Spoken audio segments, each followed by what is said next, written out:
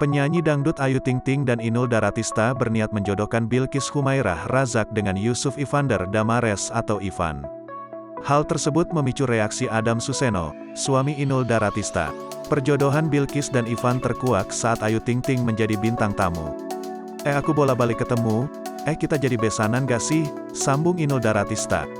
Ayu Ting Ting membenarkan ucapan Inul Daratista bahwa mereka akan besanan. Adam Suseno pun langsung bereaksi setelah mendengar pernyataan itu.